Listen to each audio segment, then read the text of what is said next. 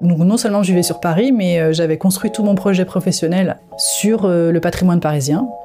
Tu m'aurais dit il y a 15 ans que un jour je quitterais Paris, je t'aurais ri au nez. Quitter Paris, ça s'est imposé pour moi.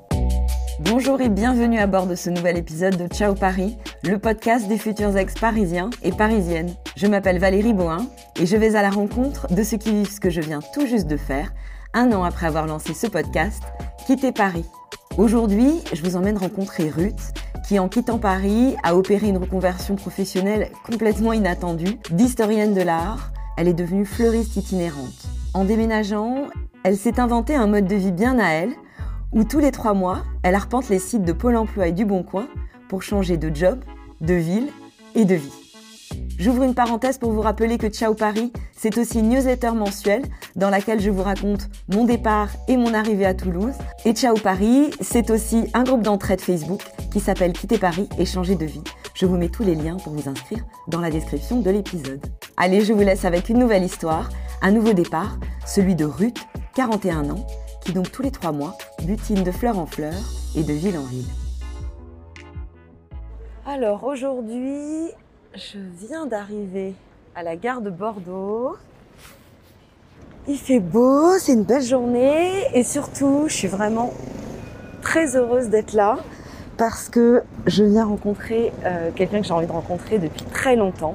Elle s'appelle Ruth et elle a quitté Paris pour un projet vraiment particulier. Elle était historienne de l'art et elle est devenue fleuriste. Mais pas une simple fleuriste, elle est devenue fleuriste itinérante. Et elle s'est lancée dans ce qu'elle appelle le Tour de France des fleurs. Ah là, la voilà qui m'appelle. Oui Valérie. Bonjour Ruth. Bonjour. Ah, je te vois. À tout de suite. Ah, je suis contente de te rencontrer. Mais ouais, de même. Ça fait quand même 1 an qu'on se suit, qu'on se parle. Tu sais quoi, c'est trop drôle parce que pile aujourd'hui, ça fait 1 an, mon premier post sur mon blog. Mais vraiment pile 11 octobre. C'est drôle. Hein. Je suis juste là, garée là. Ça fait combien de temps que tu es à Bordeaux là? Ça fait depuis 1 mois et 2 semaines, je pense. Et je me suis baladée samedi dans Bordeaux et quand même, je me suis dit, c'est vraiment bien sympa. L'hypercentre, c'est vraiment bondé. C'est sûr, je pourrais pas y vivre. Mais autour, où les rues sont normales et t'as pas la foule, vraiment quand même bien sympa. Qu'est-ce qui te plaît dans cette ville-là? Parce que t'as connu énormément de villes là. Pas assez pour moi, mais j'en ai fait 9. Et Bordeaux, ça te plaît alors particulièrement? Ouais, mais déjà je voulais venir à Bordeaux parce que j'avais déjà eu un coup de cœur et que je me suis dit, je veux savoir ce que c'est que de pouvoir approcher Bordeaux quasiment au quotidien. Ouais. Ta voiture, ta maison en fait. Ouais, c'est ma voiture escargot, t'allais dire exactement. Et alors là, on va où, dis-moi? Là, on va là où j'habite en ce moment, donc dans le centre de Mérignac. Ok, allez, c'est parti. Go!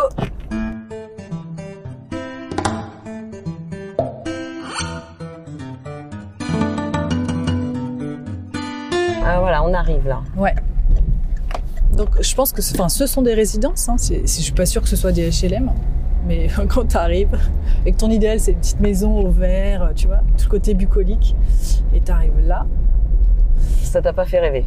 Ah non, au début j'ai dû prendre sur moi en me disant, écoute, tu peux pas toujours avoir l'idéal. Ton choix de vie fait que j'ai décidé de plafonner au niveau des frais d'hébergement. Je veux pas me retrouver avec des frais de 500, 600 euros ou plus par mois. Et donc à partir du moment où je décide de plafonner, pas dépasser un certain montant, forcément, je dois faire avec. Et c'est comme ça que j'essaye de m'y faire à cet environnement, tout en sachant que c'est que pour 3 mois et que, évidemment, jamais de la vie, tu me dis que je m'installe là définitivement, je te dis non. Je me casse. Et donc là, ce logement, tu l'as trouvé par Le Bon Coin? Oui, effectivement, j'utilise beaucoup Le Bon Coin parce que je cherche à rentrer directement en contact avec la personne qui loue l'appart, déjà. Et que... Pourquoi ça? Parce que j'imagine que si je passe par une agence, il y a tout de suite des frais que je préfère éviter. Et puis comme ça, je peux poser plein de questions, essayer d'annoncer mon profil et mon mode de vie et être sûr que ça le fasse. Moi, je cherche toujours plutôt une colocation ou chez l'habitant. J'ai pas a priori les moyens de me payer à chaque fois un studio meublé ou un appart meublé.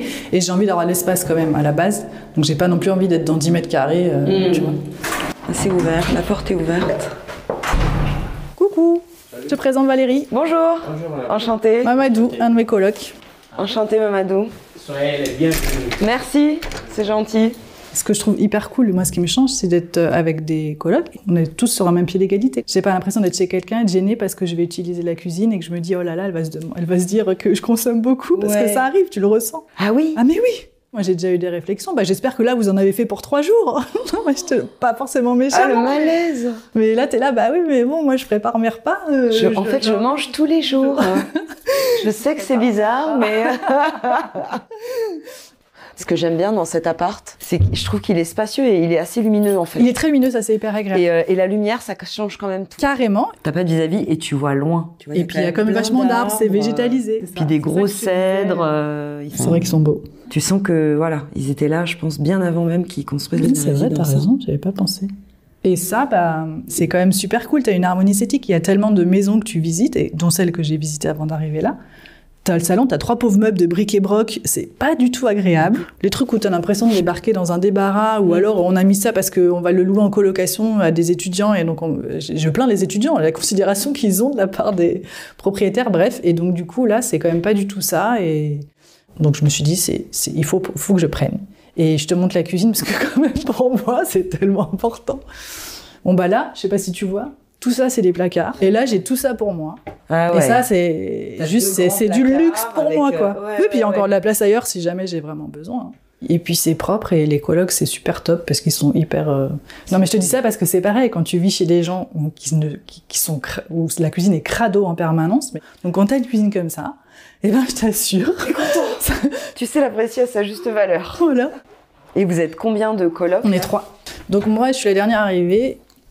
C'est une petite chambre. C'est pas tout le temps comme ça, mais là, c'est comme ça. C'est une chambre d'enfant à la base. L'idée à chaque fois, c'est d'essayer de m'adapter et de me montrer que je suis pas psychorigide. Donc pour 2 mois, je pense que ça va le faire, mais après, j'aurais peut-être pas envie de reprendre un petit lit, quoi. Peut-être que la priorité, ça va être une chambre avec un lit de place, quoi. Ouais. Il y a beaucoup de travail de lâcher prise. À chaque fois, c'est des expériences. L'idée, c'est de tester. Donc bah oui, forcément, au niveau du confort, c'est pas toujours l'idéal. Et en même temps, je me vois pas du tout toute seule. Enfin, l'idée, c'était de voir comment on vivait ailleurs et d'être aussi dans les échanges et les rencontres avec des gens qui vivent là. C'est marrant parce que tu fais ça dans ton propre pays. J'entends plutôt ce genre de discours de la part de gens qui, par exemple, se font des tours du monde. Ouais, j'aimerais bien faire aussi un tour du monde.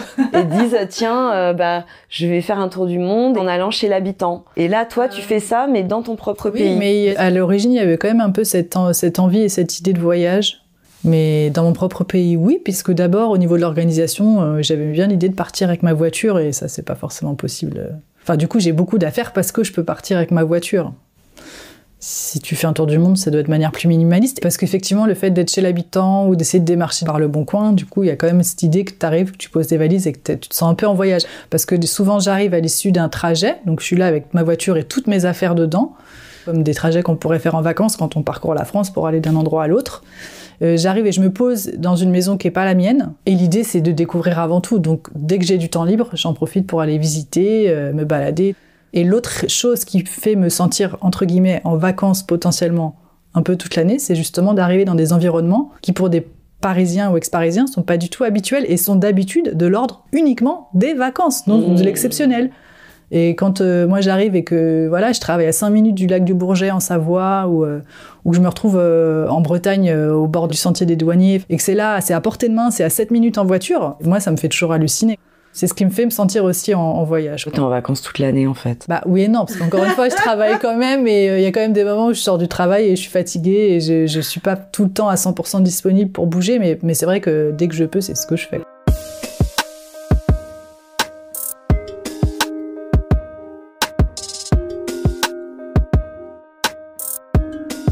Et alors, toi, ton histoire avec Paris, raconte-moi un peu. Donc, non seulement je vivais sur Paris, mais j'avais construit tout mon projet professionnel sur le patrimoine parisien. J'étais dans la recherche en histoire de l'art. Donc, j'avais travaillé en tant que chercheuse à l'Institut national d'histoire de l'art. Et puis après, on m'a commandé des livres, toujours en lien avec ça. Donc, en fait, il y a un peu une histoire d'amour quand même avec Paris. Bah ouais, pas avec le patrimoine, oui. En fait, moi, j'ai toujours adoré Paris. Tu m'aurais dit à 15 ans que un jour je quitterais Paris, je t'aurais ri au nez. Mais vraiment, quitter Paris, ça s'est imposé pour moi. C'est-à-dire que je me suis pas dit « Oh, j'aime plus Paris, machin ». C'est qu'il y a eu un moment, un événement qui vraiment a créé un état de choc durable et particulier. Et à partir de ce moment-là, je n'ai plus supporté Paris. C'est-à-dire que j'avais tellement besoin d'un environnement apaisant, ressourçant, réconfortant, calme, que vraiment, je sortais dans la rue, c'était une agression, quoi. Je supportais plus, et dans la rue, je dis, c'était juste en sortant de chez moi, avec l'avenue Jean Jaurès en face de moi. Je supportais plus la circulation, je ne supportais plus les transports, la tension permanente qu'il y avait dans les transports, ce que j'appelle la pollution visuelle ou sonore. D'ailleurs, la dernière année, vraiment, je sortais dans la rue, je me mettais comme ça, j'ai l'impression de marcher. Il fallait que je marche avec des œillères. Et du coup, je supportais plus non plus mon appartement que j'adorais, où j'étais très bien, mais qui était insalubre, pas du tout insonorisé. Et au bout de 12 ans, en fait, je me sentais vraiment comme dans un étau, quoi. Mais vraiment. Et qu'est-ce qui se passe dans ta vie qui fait que ça change à ce point-là? C'est quoi cet événement? Y a quelqu'un de très très proche qui est décédé qui est mort subitement. Sans que ça puisse être ni annoncé, ni prévisible, ni... Et donc voilà, après... Tu veux raconter ? Moi, j'habitais dans le 19e, ma sœur m'avait rejoint quelques années avant, elle avait acheté un appart avec son ami pas loin.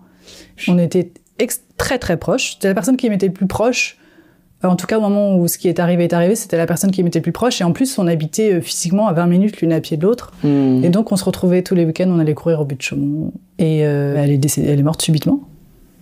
En fait, alors ça, je le raconte si jamais vous voulez en savoir plus. Je le raconte notamment dans un récit témoignage que j'ai appelé À demain et que j'ai publié en auto-édition.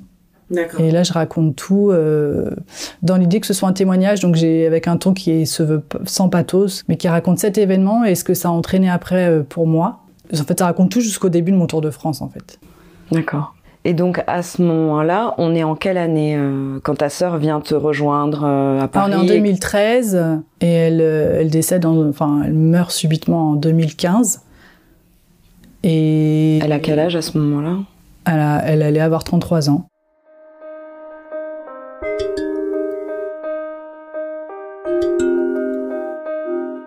À l'issue de ça, je pouvais plus faire tout. Comment je vivais avant, ça fonctionnait plus. Avant, je sortais beaucoup, j'allais tout le temps dans des musées, je faisais plein d'expos et tout. Tout ça, je ne pouvais plus du tout le faire. Et puis, j'avais plus aucune attention et plus aucune concentration, donc j'arrivais plus du tout à lire. Rester plus d'1 heure devant l'ordinateur, c'était impossible. Je luttais à chaque fois j'avais qu'une envie, c'était de dormir. Ouais, ton corps envoyait des messages que tu ne pouvais pas ignorer. Bah non, là, je suis en bouche devant mon ordinateur, je suis chez moi. Je me dis, mais comment je fais? Il faut que je trouve une porte de sortie. À ce moment-là, je me dis pas encore, il faut tout lâcher et faire autre chose. Je me dis juste, faut que je trouve une activité alternative pour me faire un espace de respiration qui soit complètement différent de la recherche. Et du coup, que ça puisse s'équilibrer. Première porte de sortie, je me dis, il faut que je retrouve le lien avec la musique que j'avais quand j'étais plus jeune et qui me manquait beaucoup. Et donc là, je vais à la Philharmonie de Paris, qui est à 20 minutes à pied de chez moi, et je demande s'ils ont besoin de personnes pour faire ouvreuse. Et je trouve ce truc direct, et je commence direct. Et là, ça m'a fait une respiration immense. J'ai adoré ça. Je crois que je pourrais travailler, faire que ça me poserait pas de problème, quoi. À la Philharmonie, quand on est ouvreuse, on est en équipe. Donc c'est hyper sympa comme ambiance quand on est évidemment, la plupart des personnes étaient plus jeunes. Moi, à l'époque, j'ai 36 ans. Et la plupart, c'est des étudiants, en fait. Mais toi, ça te fait du bien? Ah, moi, ça me fait un bien fou. Ouais. Quand t'as la chance d'être dans la salle, et juste t'assistes au concert. Et ça, c'est trop magique, d'être au cœur du son avec la musique. C'est quelque chose que j'avais connu beaucoup plus jeune. J'ai été musicienne pendant très très longtemps. Et aussi, tous les étés, avec ma mère et ma sœur, on participait au Festival international de musique de Saint-Denis, où du coup on était bénévole, c'est-à-dire qu'on était là en tant que bénévole pour placer les gens. Et on assistait donc au concert. Et donc tout ça, ça me manquait trop, d'être au cœur du son. Il y a vraiment un truc, quand on n'est pas musicien, on se rend pas compte, mais c'est vraiment génial. Ça dure 1 an, et quand j'ai arrêté parce que j'avais arrêté mon activité d'historienne, réalisant au fur et à mesure donc qu'en fait il fallait que j'arrête complètement, parce que dès que je me remettais dessus à haute dose, mes problèmes de santé revenaient, qu'il fallait que je change.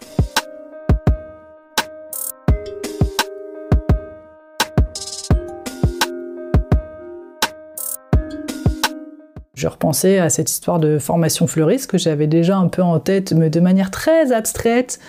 J'imaginais un truc avec un atelier, des belles baies vitrées et tout. Enfin, tu vois quoi, le fantasme. Mais je me suis jamais dit, je veux être fleuriste. C'était impossible de penser à ça de la manière dont j'avais été élevée. Moi-même, comment du coup je m'étais conditionnée, un peu projetée dans la vie professionnelle. Ça faisait pas partie du monde des possibles.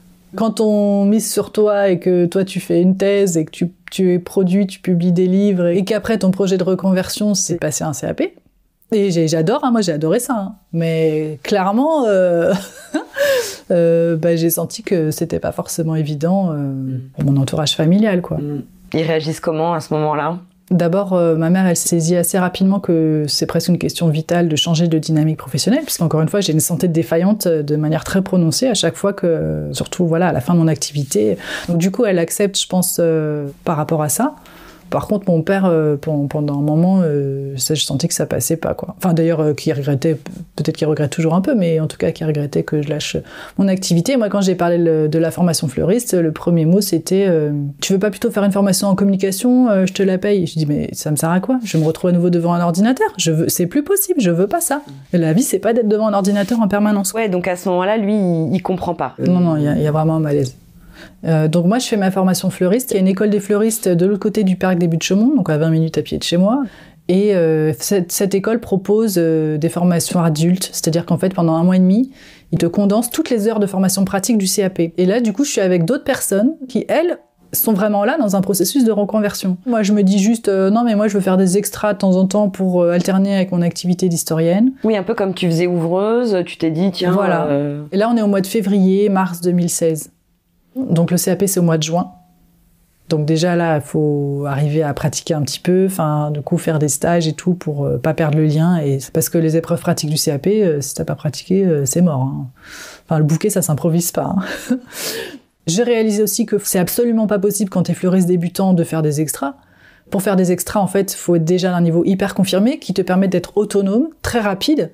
Donc je me rends compte que ça marche pas du tout.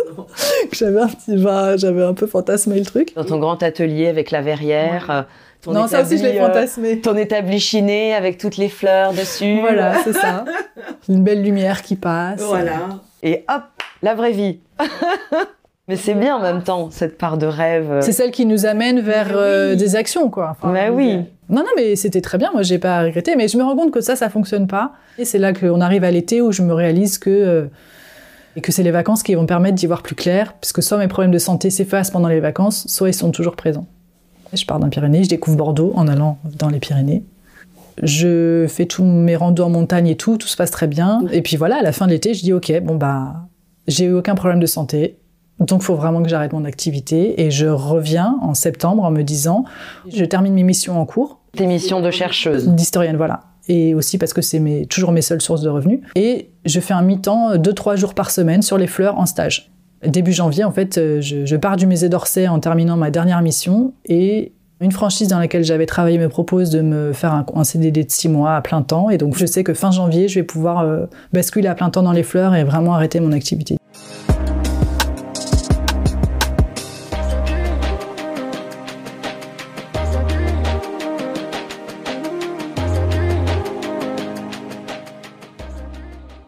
Comment ça se passe pour toi qui avais l'habitude d'être justement dans un métier, comme tu le disais, très, très intellectuel.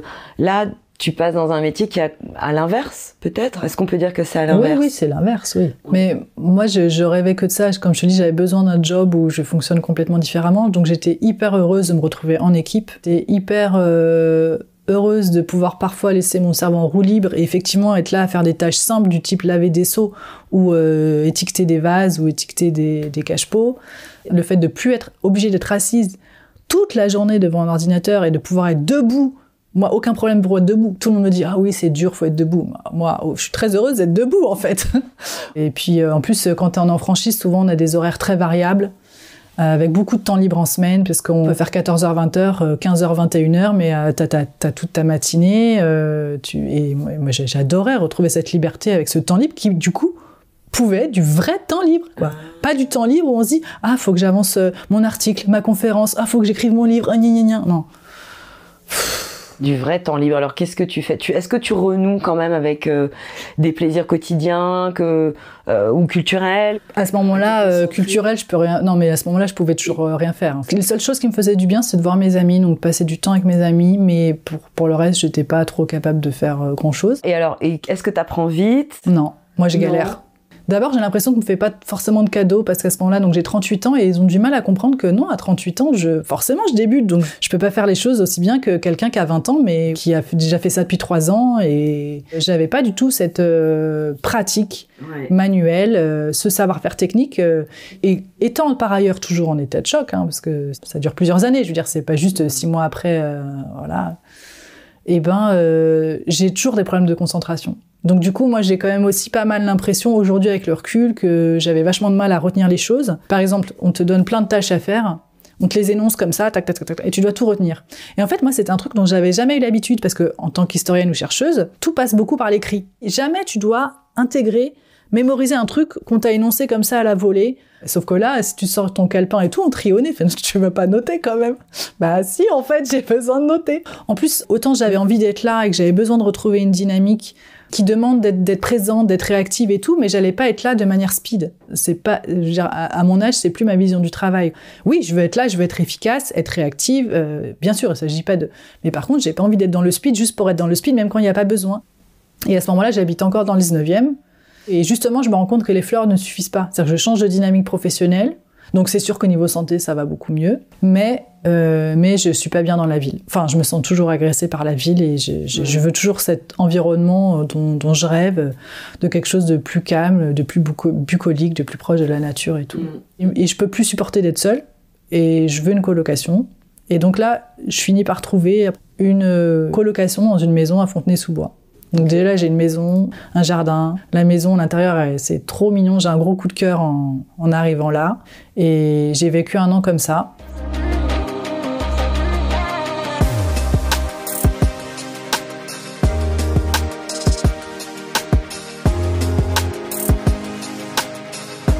Je pensais que le fait d'aller dans une maison en banlieue proche, ça allait un peu équilibrer ce dont j'avais besoin. Et en fait, je me rends compte que j'adore être dans cette maison, mais j'ai jamais envie d'en sortir.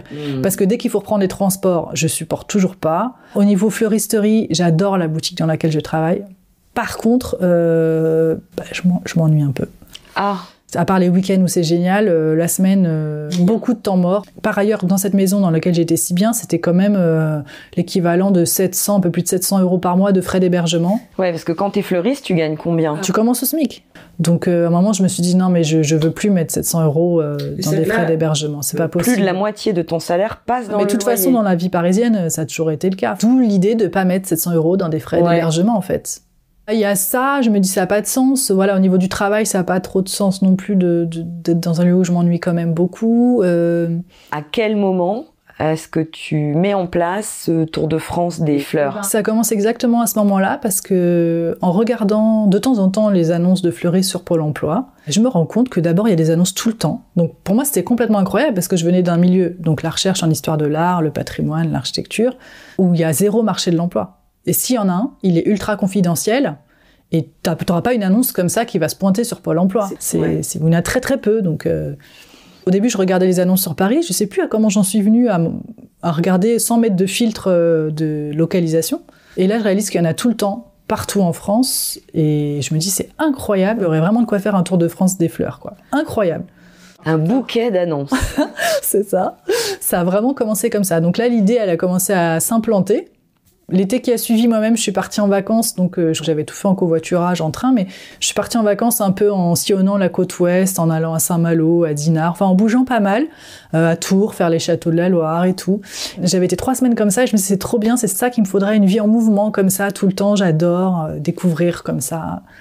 Et donc j'avais cette idée de Tour des Francs de fleurs, mais par contre j'ai plein de trucs à mettre en place pour ça. D'abord la conduite, parce que j'avais le permis quand j'avais 20 ans, mais j'avais pas du tout conduit après. C'était le gros challenge déjà à relever. Là il y avait les leçons, il y avait le fait de devoir trier mes affaires pour partir avec le minimum, que tout tienne dans ma voiture. Il y a un moment, pendant 15 jours, j'ai fait que ça. Poster des annonces sur Le Bon Coin, sur les réseaux sociaux, sur notamment tous les groupes de Montreuil hyper actifs pour faire du troc, de l'échange solidaire et tout, ou donner ou vendre des choses. Je postais mes photos, je m'occupais de mes affaires, les gens venaient chercher, mais j'aimais beaucoup cette dynamique-là, moi. Et à quel moment tu pars, alors ?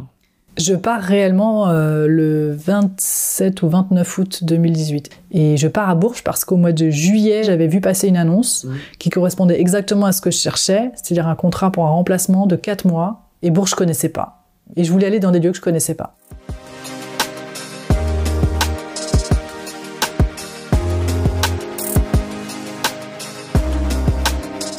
J'ai adoré Bourges, vraiment, Bourges c'est vraiment un coup de cœur. J'ai adoré l'esthétique de la ville, le fait qu'il y ait des rivières partout la ville. Et là, j'avais pas du tout ce sentiment un peu d'enfermement. J'allais faire du volley le soir d'ailleurs, j'avais réussi à avoir des activités. La première année, je regardais beaucoup les annonces et je contactais les employeurs. À partir de 2019, j'ai mon profil sur Pôle emploi. Il y a écrit fleuriste itinérante, projet professionnel Tour de France des fleurs. Enfin, c'est vraiment présenté comme tel, quoi. Et je dis que je prends que des durées courtes.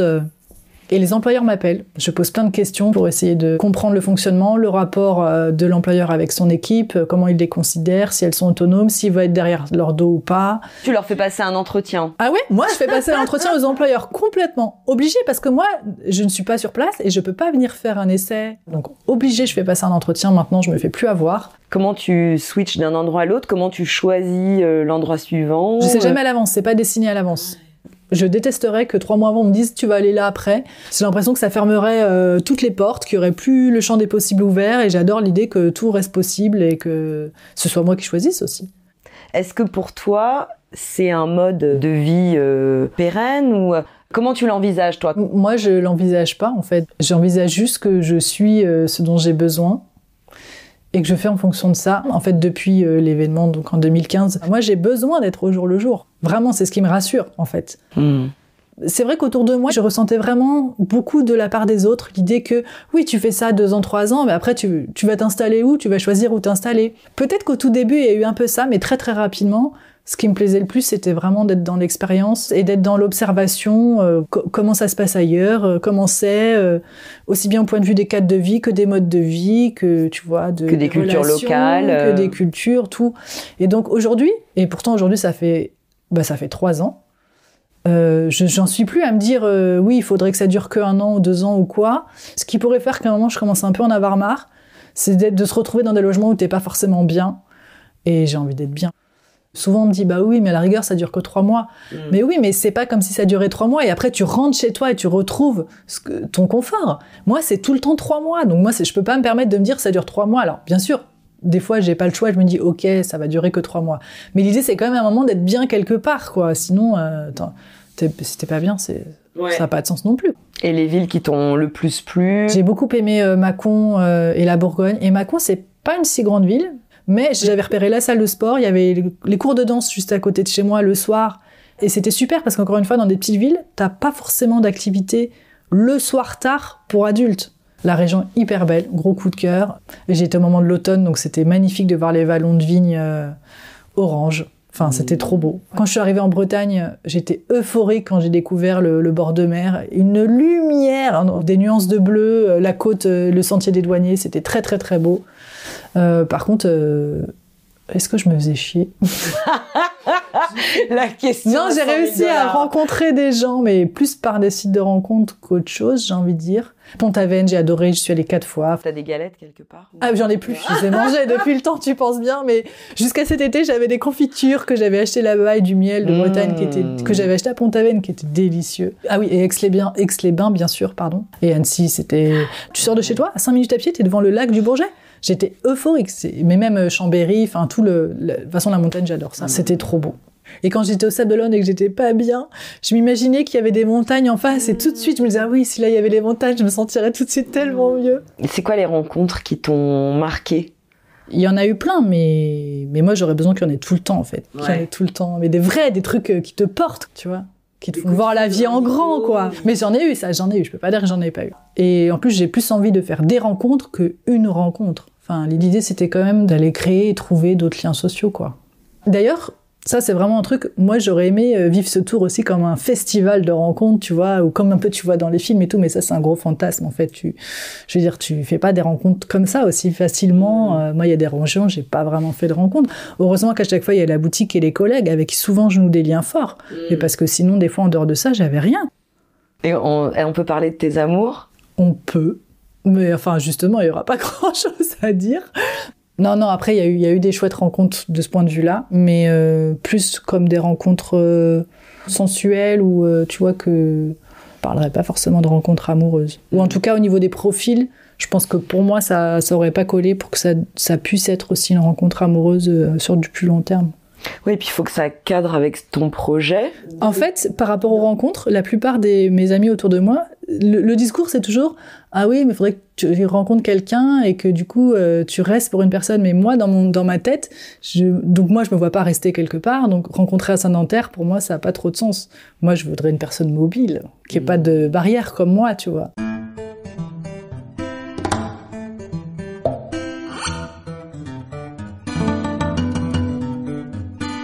Qu'est-ce que t'espères pour toi, pour la suite ? J'aimerais bien accéder à un lieu où on soit plus dans l'événementiel et je sois peut-être moins en boutique. Ça, c'est le truc que j'aimerais. C'est ce pourquoi je voulais être fleuriste au début.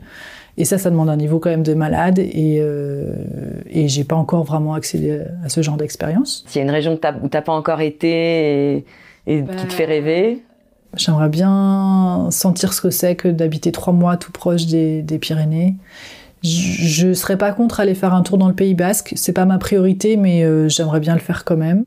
Ce que j'ai en tête depuis le début, c'est de pouvoir à un moment aussi faire ça dans les dom-toms, d'aller en Guyane. Ça me plairait vraiment.